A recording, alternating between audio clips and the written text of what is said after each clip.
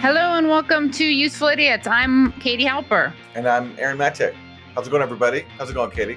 I'm good. You? I'm great. No complaints. Great. Yeah. You know what I did this week? What's that? Well, I celebrated the last few days of my birthday month. Keeping that going. And I saw Barbie. Oh, okay. How is it? It was okay. I still don't know what I thought of it, honestly. I'm still thinking about it. But it also hasn't stayed in my mind that much, so it's not that memorable. It's rare that I see a movie that I'm so kind of like, I don't know what my thoughts are on it, but that's basically where I am with Barbie. I didn't have anything pink to wear. A lot of people wore pink, though. I saw it with my aunt who got teary-eyed. I will say that at the end, there was some teary-eyedness. I think a funny part of it was when there were trailers before, and there was a trailer for Oppenheimer, and someone yelled out, boring. They want the real deal, which is Barbie. What I've Yeah. heard about Barbie is that it basically tries to cover all bases. Like, it's got something in there if you're critical of Barbie.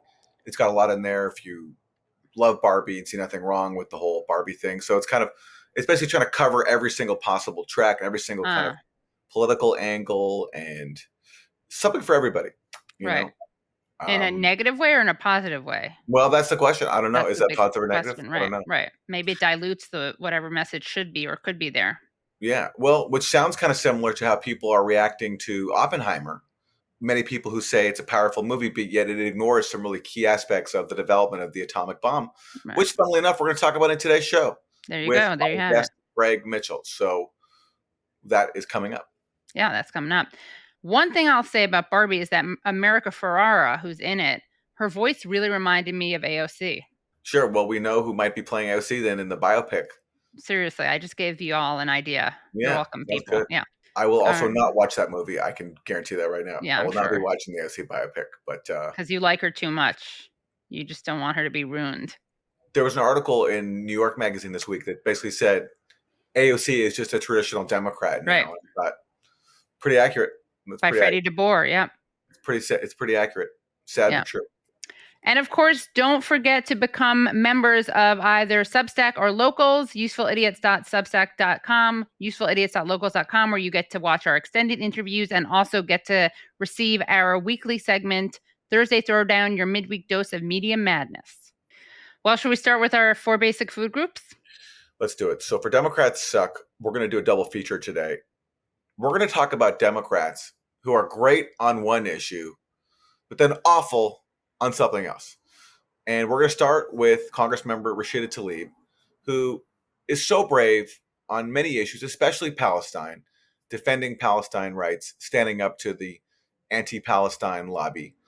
But when it comes to other issues like the Ukraine proxy war, she takes the side of the neocons who she bravely opposes when it comes to Palestine. And another issue where she takes the neocon side is Syria, where she's just introduced a new bill. And she says, Syrian dictator Bashar al-Assad is a war criminal. I introduced the Justice for Syrians resolution with Congressmember Ilhan Omar to hold Assad accountable for crimes against humanity. It's time for the Syrian people to have justice. And what I pointed out in response to her is this. I said, maybe you're unaware of what's admitted in the pages of the Washington Post and the New York Times. In Syria, the U.S. waged, quote, one of the costliest covert action programs in CIA history, with a budget approaching $1 billion a year, arming rebels who committed, quote, sectarian mass murder. These rebels killed and wounded over 100,000 Syrian soldiers and untold numbers of civilians. Where is the justice and accountability for your own government's actions? And my point there was, like, if you're trying to hold Syria to account for war crimes and you're trying to hold it, you're trying to seek justice, look at your own government first. And the fact is, the U.S. waged a dirty war, which was one of the most expensive in its history, arming sectarian death squads. And the Syrian government fought back against that. And whatever you think about the Syrian government, whether you think they're legitimate or not, countries, I think, have the right to defend themselves against foreign proxy wars, as was the case here.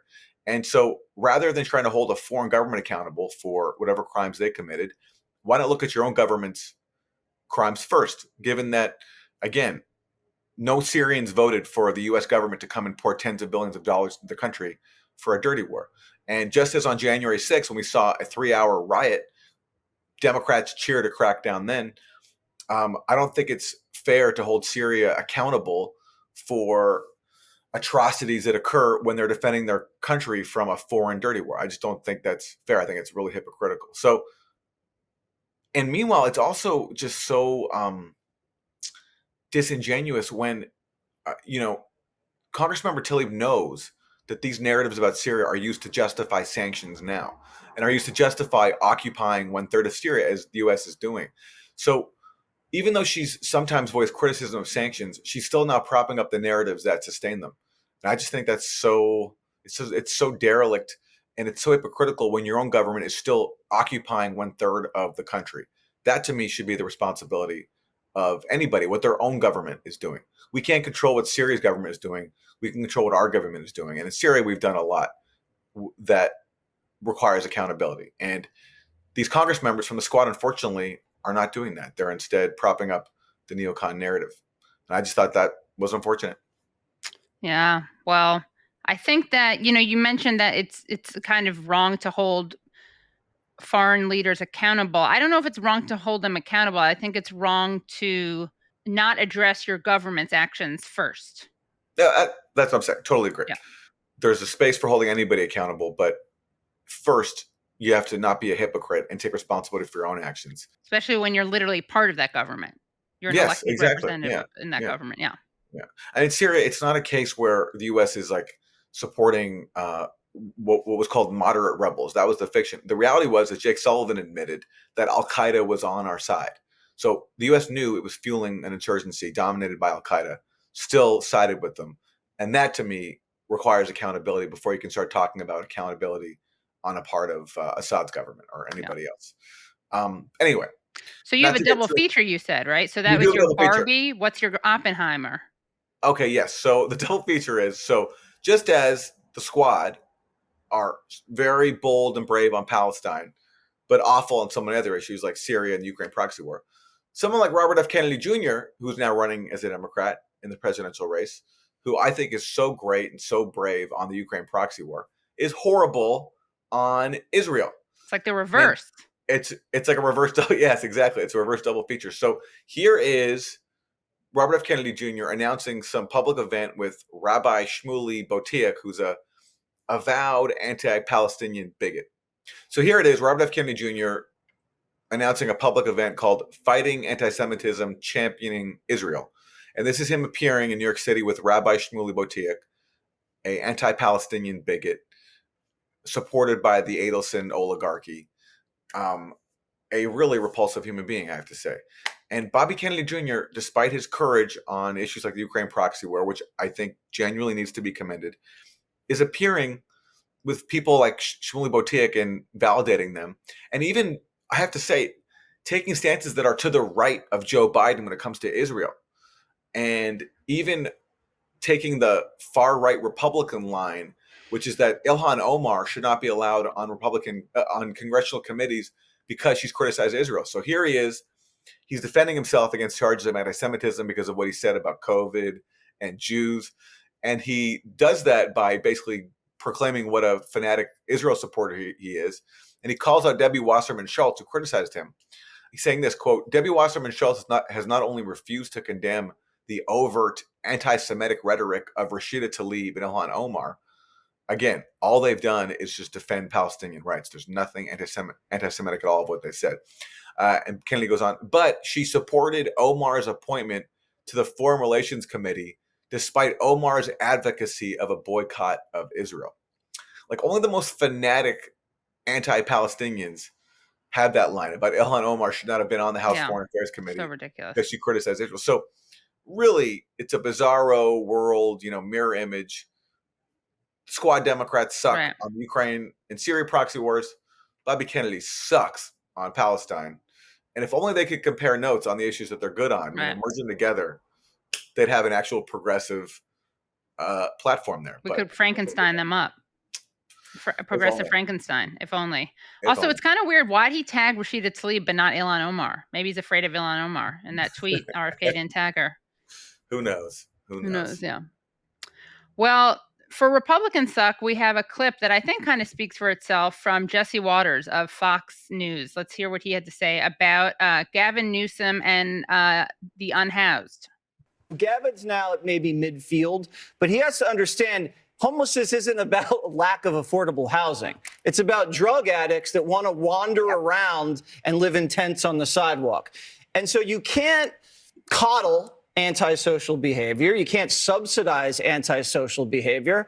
You have to stigmatize it. You can't celebrate people with purple hair, with nose rings, 4 kids with 4 different men who are dressed like trash and make them out to be some sort of cutting edge heroes. You have to call them what they are. These are people that have failed in life and they're on their deathbed. And if we're not honest about it, we're never going to fix this problem. So here you have a Republican calling for the stigmatization of people on their deathbeds. Can you get more sadistic than that? I mean, talk about antisocial behavior. That's Seriously. anti-human behavior. It's sociopathic. And Right. if anybody needs to be stigmatized, it's It's Jesse him. Waters. Yeah. Seriously.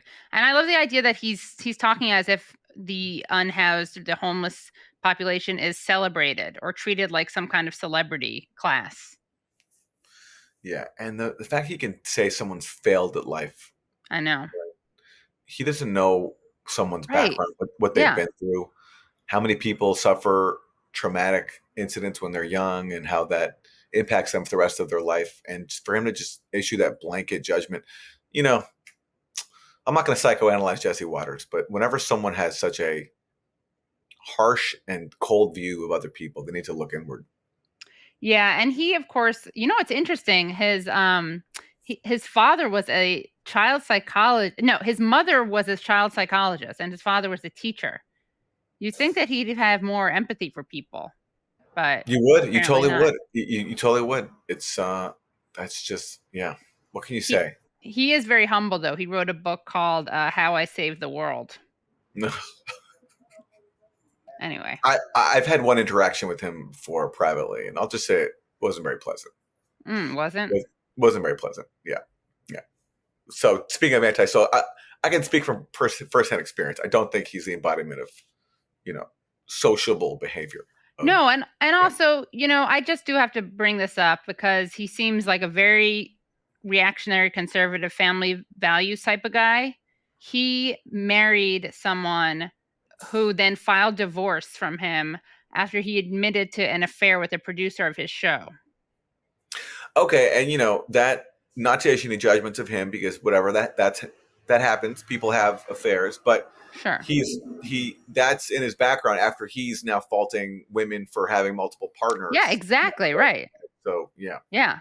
So I guess as long as you cheat and then divorce, you're okay. That he respects the sanctity of marriage. So as long as you cheat, get married, then marry someone else, you're okay. Mm-hmm. Who the hell is he to be talking about family values? Yeah. So big ass hypocrite, obviously. No surprise, but it was just kind of blatant, even for Fox News Republicans. So that's my Republican suck. All right, for Isn't That Weird? We have a new race in town. This is coming out of Washington State. It's called the Grandparents Derby, where apparently, for some reason, I don't really understand why, a bunch of grandparents got together and ran a race on a horse track. And let's go to the video.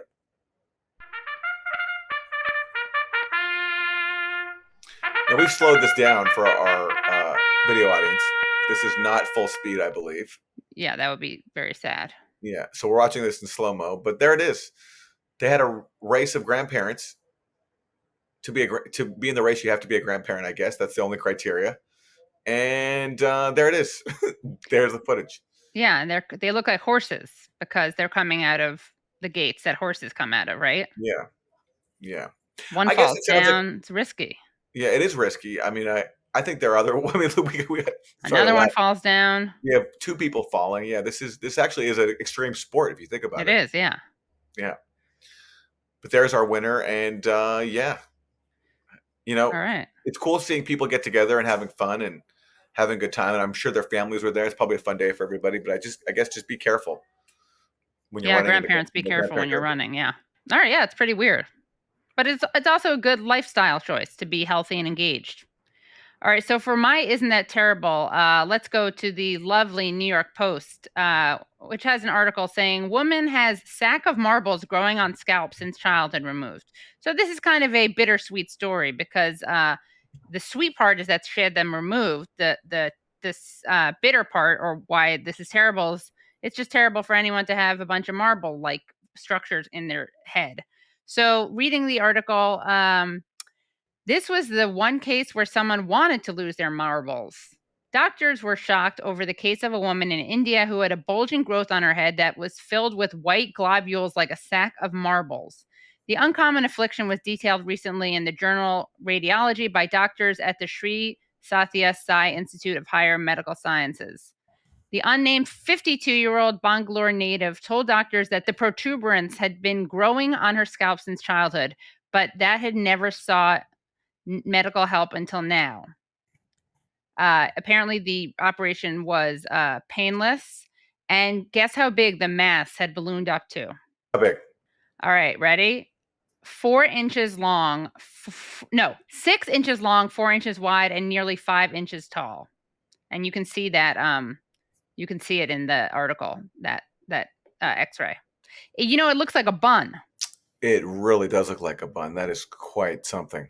Yeah. Wow. Wow. Pretty I would terrible. not want to have that. No. Yeah. Must have felt, imagine the relief she must have felt afterwards. Wow. Absolutely. Yeah. That is terrible and weird. I mean, really. It really is. Yeah. Um, The article describes them as tapioca-esque globs. the things people have to go through, you know, it's quite something. Yeah. Wow. Well, I hope she's okay, and congrats to her on making it through that. That's such a horrible ordeal. Yeah. It is true. And luckily there's no reoccurrence, which is really important. You do not want a reoccurrence of that. Yeah. Yeah. And those are the 4 basic food groups. We're really excited to bring onto the show Greg Mitchell, who has written more than a dozen books and directed 3 documentaries, 2 of which have aired nationally over PBS. He's explored the atomic bombings and nuclear dangers for the past 40 years, including in the book and film titled Atomic Cover-Up, and his recent award-winning book, The Beginning or the End, How Hollywood Learned to Stop Worrying and Love the Bomb. He now writes a daily free Substack newsletter called Oppenheimer From Hiroshima to Hollywood. And Oppenheimer is what we're going to discuss with him today, this new blockbuster movie that just come out, looking at the father of the atomic bomb. We're going to talk about what Oppenheimer got right and what got wrong. So let's go to Greg Mitchell.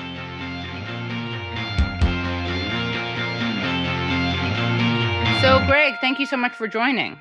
I'm very happy to be here. Thank you. Wanted to start off by asking you what Oppenheimer, the film, got wrong, what it got right, what it left out. Okay. Well, it's I did see it at an early screening, and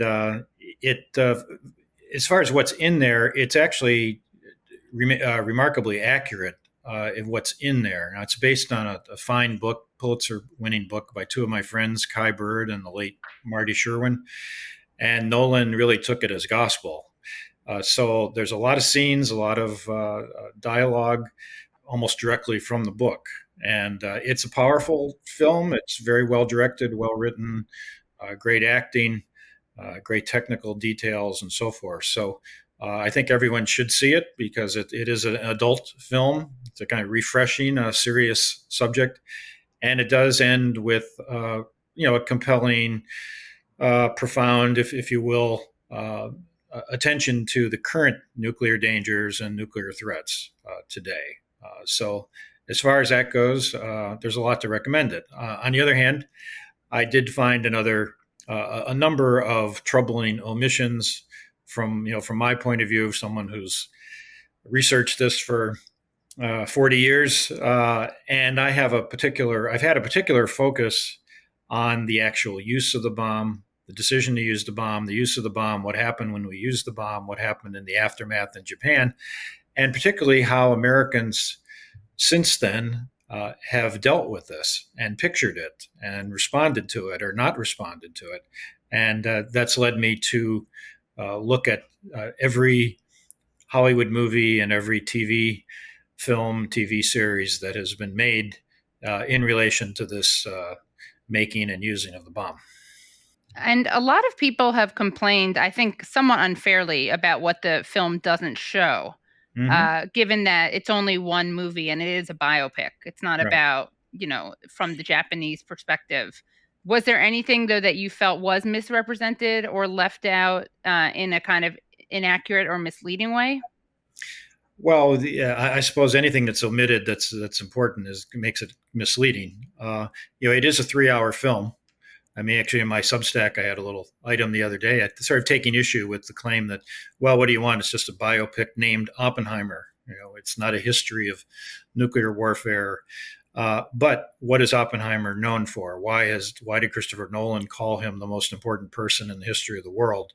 It's not because he had a mistress, or he went through a security hearing, or had an interesting academic life, or whatever. Communist Party He life. yeah he helped directed the project to make the bomb, and then helped it get used, and we've lived with it ever after. So I don't sort of buy the explanation that what do you want? It's just a Hollywood movie, when Nolan himself says this is the most important guy who ever lived. So, in terms of the omissions, I can tick them off quickly if superficially.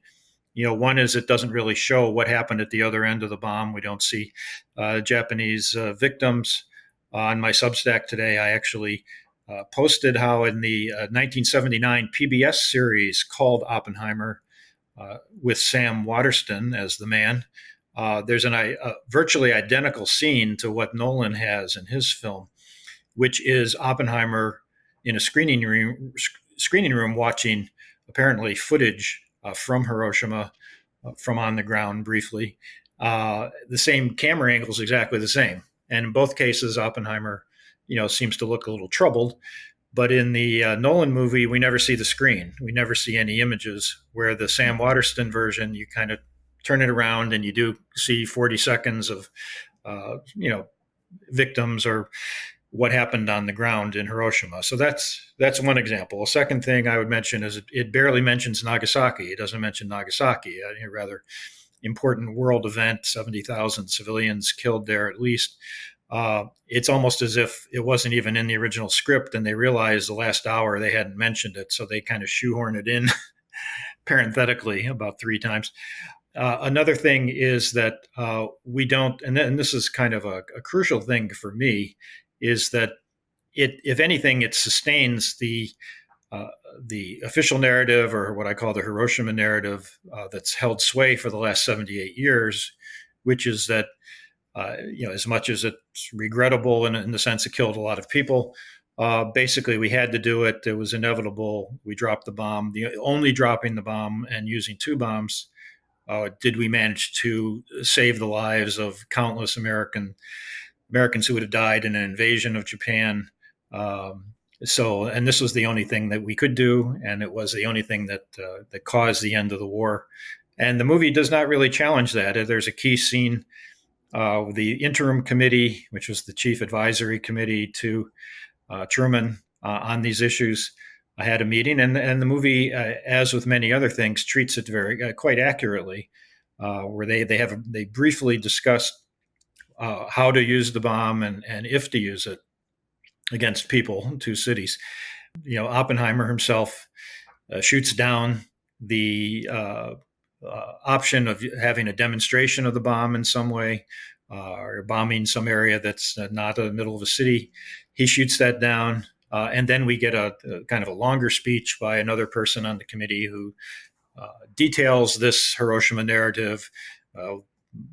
Thousands will die in an invasion. The Japanese won't quit. We have to use the 2 bombs. And that's really not challenged the rest of the movie. Instead, we get Cillian Murphy, who's fantastic as Oppenheimer. We kind of have to read into his cryptic statements and wonderfully expressive face, and claims that maybe Oppenheimer regretted taking part in that decision, and the fact that we did drop the bomb. It's very hard to tell. He's kind of all over the map in the movie, as he was in real life, and in reality, in fact, Oppenheimer never did In fact, at the end of his life, he was still defending the use of the bomb. So I suppose the movie's a little misleading in that. So Oppenheimer was troubled. He was haunted, you might say, but not about the use of the bomb. The fourth thing I will just mention very quickly is there's virtually no reference to radiation in the movie. We don't see warnings about the radiation effect. We don't see, there's tremendous focus on the Trinity test. Every filmmaker loves to focus on Trinity because no one died there. And there's great, special effects, and it's a great moment of triumph and celebration. They'd rather do that than look at what happened when we killed 160,000 civilians. So the Trinity test, we also do not see the fact that in the test, it released this radioactive cloud that imperiled local people who were not evacuated or warned. And then as we saw a new study in the New York Times today, how that fallout spread to 46 states. And there's been controversy ever since about nuclear testing. This sort of set the example, the precedent for decades of nuclear testing, secrecy, the whole secrecy state we see today, all the terrible effects that radiation, radioactive fallout has had on atomic soldiers, on downwinders, nuclear workers, indigenous, all down the line. So, that's a lot to me to leave out. Some of it I can understand, but those are sort of the omissions that I could tick off for you right now. And the Trinity test took place in New Mexico, right? Right? Yeah, mm-hmm. In 1945, July of 45. Yeah, yep. Right. Going back to Oppenheimer in the film, is it true that he helped select targets for the U.S. to bomb? Yeah, and does the movie talk about that? Again, it's one of those things that's there's I don't want to give away the movie. There is a shouting match kind of at the end at his security hearing where they're throwing things at him and he's throwing things back, and you can barely hear some reference to why you helped target.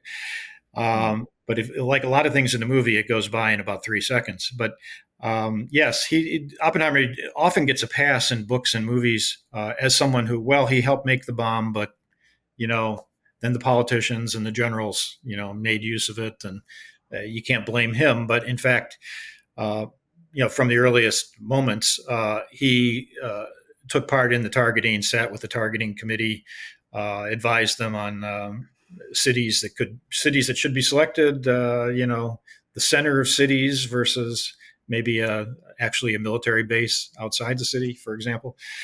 What height to detonate it at it for maximum destruction, and and so forth. So he definitely was a part of the process of the deciding to use the bomb, including ruling out a demonstration shot. Also, he opposed the famous Leo Szilard petition, where Szilard, the great physicist, got many of the atomic scientists to sign a petition calling on Truman to hold off using the bomb, and Oppenheimer helped squelch that, which we do see in the movie to some extent. And you've written about how there's a long tradition of basically Hollywood and the U.S. government essentially collaborating to craft a narrative that favors the U.S. line when it comes to the use of nuclear weapons. Can you talk about the history and how this film fits into it? Yeah, sure. I wrote a book recently called The Beginning or the End, which is the same title of the first Hollywood atomic bomb movie from MGM. My subtitle, however, is How Hollywood and America Learned to Stop Worrying and Love the Bomb.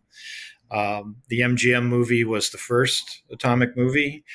Paramount also raced to make a movie, hiring Ayn Rand as the screenwriter, believe it or not. It's a great book, by the way. I highly recommend it. Okay. Anyway, Paramount dropped off. MGM made this film. And again, I'm trying to put this in a nutshell here, but basically the film was inspired by the atomic scientists warning to the world, making a movie that, would argue against building bigger and better bombs, raise questions about the Hiroshima decision, et cetera, et cetera. But once MGM gave script approval to General Leslie Groves, who was played by Matt Damon in the new movie, and the White House, the Truman White House, and Truman himself weighed in. They got a scene a retake of an entire scene. Truman got the actor playing him fired. So in the course of a few months, you had this actually absolutely remarkable intervention by both the Pentagon and the White House in this Hollywood movie. And Oppenheimer himself finally signed off on the movie. He kind of, in his Oppenheimer way, kind of dithered and, tried to take a higher plane approach to it, but ultimately signed a release allowing himself to be portrayed and serve as a narrator. But he's quoted, as I show in my book, he's quoted calling it idiotic, and the film was full of laughable falsehoods, and still Oppenheimer signed off on it. So, and then there was another movie made 6 or 7 years later about the pilot of the A-bomb plane, Paul Tibbets, also very obviously pro-bomb narrative. There wasn't another Hollywood movie till the late 1980s where Roland Joffe, a fine director, made Fat Man and Little Boy, and his heart was in the right place, but he made the mistake of casting Paul Newman as General Groves. So General Groves really carried the day in that movie. And then there was not another Hollywood movie until Christopher Nolan took it on. So that's 4 movies in 75 years. Mm-hmm. And there's been some TV films, a lot of documentaries, including my own, which is called Atomic Cover-Up. But in terms of Hollywood and even major TV networks, very, very little. And I think it's because it's a tough thing to approach, the killing of that many people, American as the perpetrators. There's been countless movies about World War II, particularly in Europe, where the U.S. Can be pictured as, and we're the good guys and the brave soldiers and liberating concentration camps. Nolan made the film Dunkirk, for example. Countless, how many dozens of World War II movies set in Europe have there been? But Hiroshima and Nagasaki, it's a different feeling to it. We're kind of the perpetrators there of a sneak attack. That there's elite pilots, elite scientists, government officials are at the center of it, not the GIs on the ground, with their families at home and all that. And it, at least 160,000 civilians and many others died. So it's not the happy kind of triumph of Europe in World War II. I've called it the Hiroshima raw nerve that we have witnessed experienced since 1945, and this official narrative, which is endorsed every year by the media and many historians, is still holds sway. It might be tottering now, but we'll see if the Nolan movie has much of an effect. I don't think it's going to have much of an effect on that, because I think its message on the use of the bomb was very unclear. It may have a positive effect on the future of nuclear threat, nuclear dangers, and we'll see if younger people take this on and start another great anti-nuclear movement that we saw 40 years ago. What is your response to the kind of harm reduction argument in defense of using the bombs, that more people would have died had the war gone on? Yeah. Well, it's a strong argument. It's been a good argument for decades, and it's been contested from the beginning. It's a lot to unpack, but essentially, there's no question we used the bomb as soon as it was ready, as soon as we could. We rushed to use it. There's no question about that, and this is particularly true with Nagasaki. There was no delay in using the Nagasaki bomb. There's many historians who support the use of the bomb against Hiroshima, who will call Nagasaki a war crime, which it was. But the question, Truman faced the question, when we got into after the Trinity test and before the bomb was actually used, of whether to use the bomb as soon as possible or wait for the Stalin and the Soviets to declare war on Japan, which we had pressured him to do, and he had agreed to. And we knew he was going to declare war, and Russia, which was a far more hated and feared than Americans, was about to rush across Eastern Asia and take on Japan, and which they really, really dreaded. So they were about to declare war around August 12th, August 10th. And so the great historical question that has raged for decades is if Truman had waited a few days or a couple of weeks to see what the Soviet invasion produced in terms of a surrender, history could have been different. Perhaps Truman himself, and this was not known for many decades, but now it's accepted. Truman wrote in his diary near the end of July that when he got Stalin's agreement to enter the war, he said, "Fini Japs," when that happens, even without the bomb. And he said the same thing to his wife, and others had said the same thing. It was basically, the feeling was that inevitably the war was going to end soon once the Soviets got into it. Now, we don't know if that would have happened. And the people who defend the use of the bomb would say, well, we do know what did happen, which was that Japan surrendered pretty quickly. And, we know that did happen. But of course, they surrendered after both the A-bomb and the Soviet entry. So which was more important? Could one have happened without the other? So it's, and there's much more to this debate. I don't want to summarize it in 2 seconds here, but I would just suggest that there's a lot more to it than we see in the new Oppenheimer movie. And I just always encourage people just to read, check it out, read with an open mind, and see where the evidence may lead you. Someone who I think agrees with your side of the debate is Dwight Eisenhower, right? Well, he said he talked to Secretary of War Stimson about a week or 10 days before Hiroshima and told him he didn't think the bomb was needed, that Japan was about to surrender. Eisenhower later twice wrote in memoirs or in articles that the bomb was not needed to end the war then. He called it no need to use this awful thing.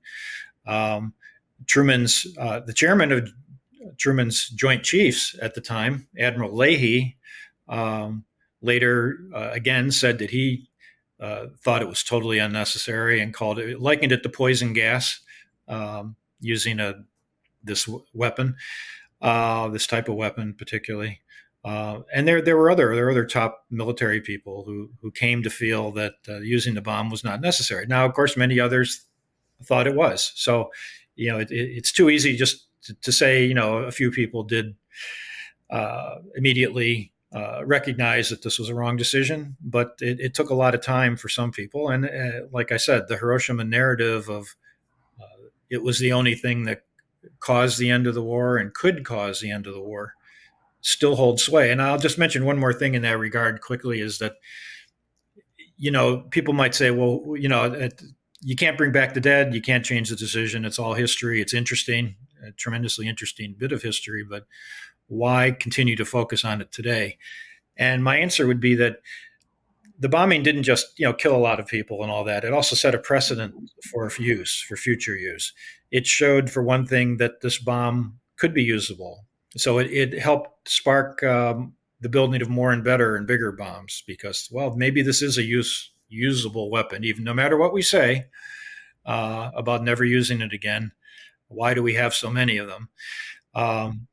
And second, and today, and we do have what's kept me going for 40 years, I guess, is we still have what's called a first use or first strike policy. It is still official U.S. policy to use the bomb first, in a conventional war or in an international crisis where we feel, we should use the bomb. And again, people say, oh, well, that should never happen, et cetera. But we do have these two precedents exceptions. People might say, well, we should never use the bomb. It's morally wrong. It's horrible. It kills civilians. It releases radiation. It's the worst thing ever invented. But then they make two exceptions in 1945. That's different. Now, I understand that was the end of a horrible, horrible war. You really can't overstate how horrible the war was. But on the other hand, it was every case is different. Every case you can make exceptions. Every day, every case you can, use this example. In fact, Putin loves to use this when we lecture him about not going nuclear against Ukraine, and he loves to say, "Where do you get off? Telling me that you're the only ones who have used it, and you still defend it." So it's the defending. You can't do anything today about the using of it in 1945, but you can tackle the question of what's the lesson for today on what you can get away with in terms of deciding to use it again. Do you think that the potential of nuclear war is being taken seriously by the United States government as it negotiates, or I would say doesn't negotiate, with Russia over the war in Ukraine? And to hear the rest of the interview, please go to usefulidiots.substack.com. Well, even though it sounds very flawed, I definitely will be seeing Oppenheimer because I'm sufficiently intrigued. But Me too. I really appreciate Greg Mitchell giving us all that background on what the movie leaves out and what should be discussed, and then any kind of serious look at Oppenheimer's legacy. Yeah, and his book is really good. I started reading it. It's quite the page turner. So I highly recommend that. Well, speaking of highly recommended, we highly recommend you go to usefulidiots.substack.com or usefulidiots.locals.com to get bonus content, including the extended version of our interview with Greg Mitchell. And Thursday, throw down your midweek dose of media madness. See you next week. Bye, everybody. Bye. Hello, thank you so much for listening to and watching Useful Idiots. For full episodes and extended interviews, please subscribe at usefulidiots.substack.com. You can subscribe on YouTube at youtube.com/usefulidiots for clips, live streams, and full episodes. Also, subscribe to us wherever you find your podcast. Follow us on Twitter at UsefulIdiotPod and use the hashtag UsefulIdiotsPod. Join us Mondays at 10 a.m. for the Useful Idiots Monday Morning Show, where we discuss the Sunday morning news shows so you don't have to watch them.